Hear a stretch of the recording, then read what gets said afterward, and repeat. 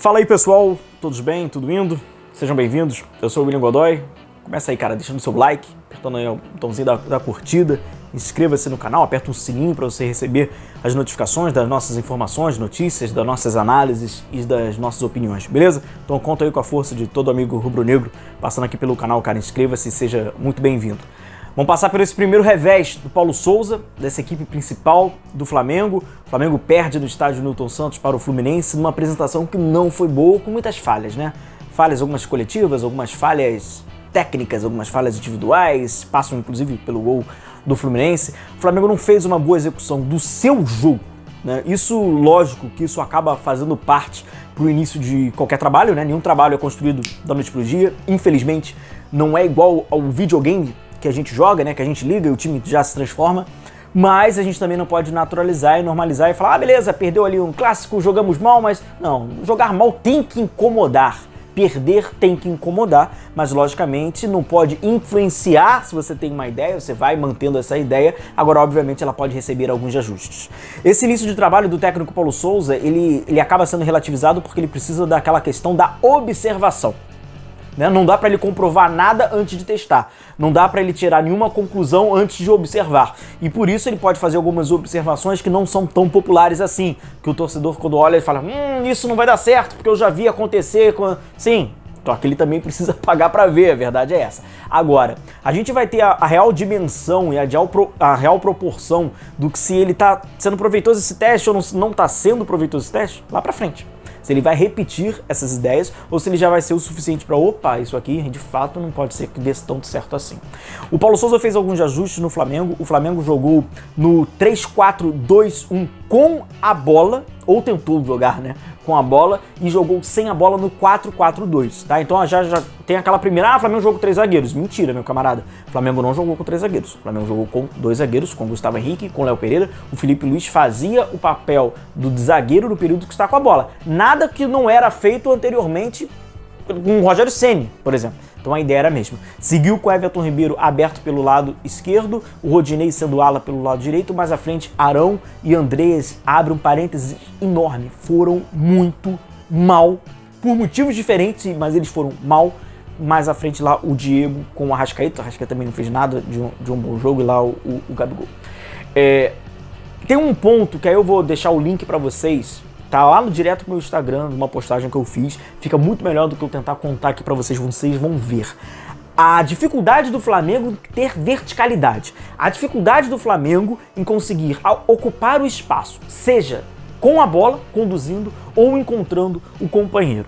Essa dificuldade, ela demora cerca de um minuto e alguns segundos para o Flamengo encontrar o Ilharão, que era o volante que jogava mais à frente. Rodinei não consegue, Gustavo Henrique não consegue, o Flamengo atrasa, vai lá e o Felipe Luiz consegue encontrar o Ilharão. Era no período que o Ilharão dá um lançamento e pega lá o Gabigol, que ele dá o passe em profundidade pro Arrascaeta, que não consegue alcançar e tal.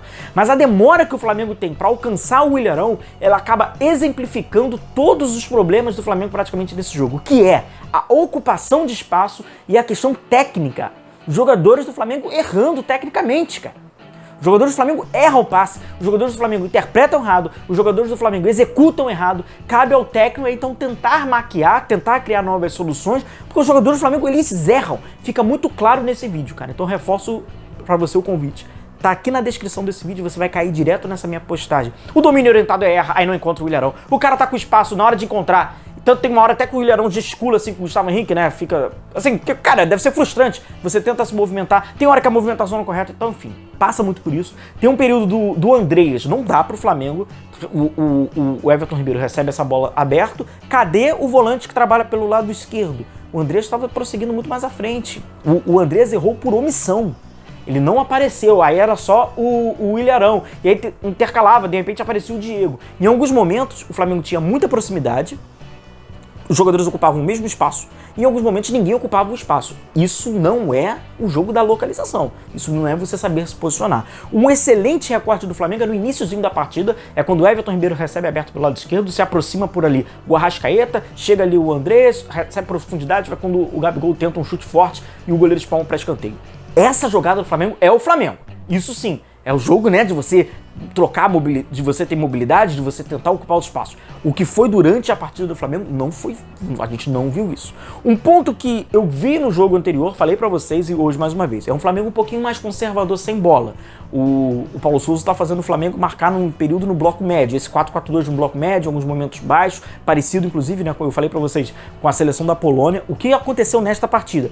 Por características inclusive desses jogadores, alguns fora de forma, alguns já são das características dele, quando o Flamengo tinha a bola para fazer a transição ofensiva, era um Flamengo que atacava com muito poucos jogadores.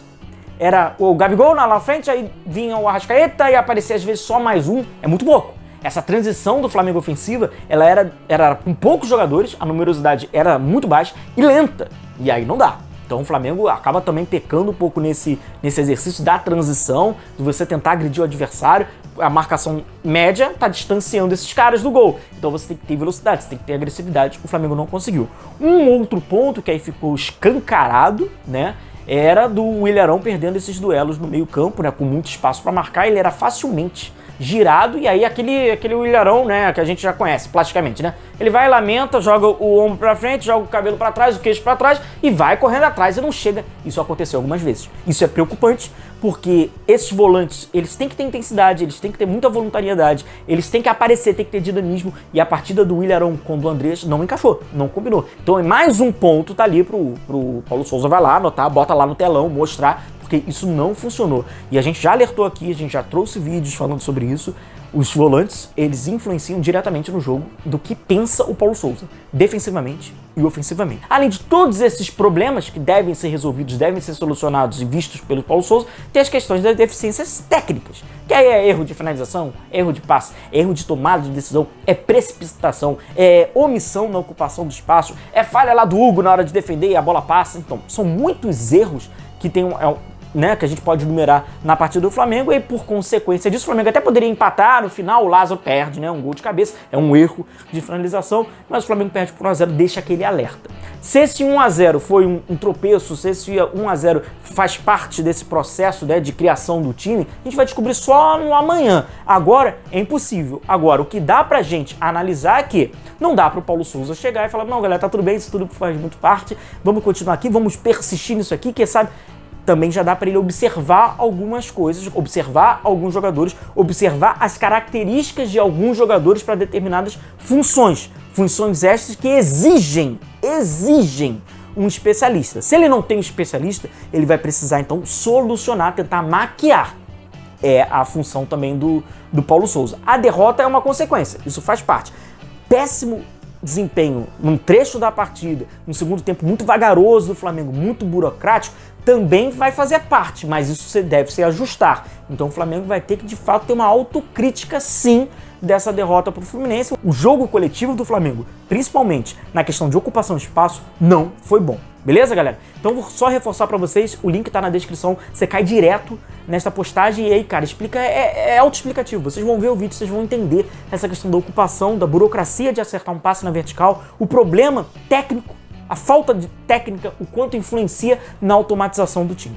Fechado? Um forte abraço a vocês, continue se cuidando, a gente vai se vendo, um abração a todos, tchau, tchau.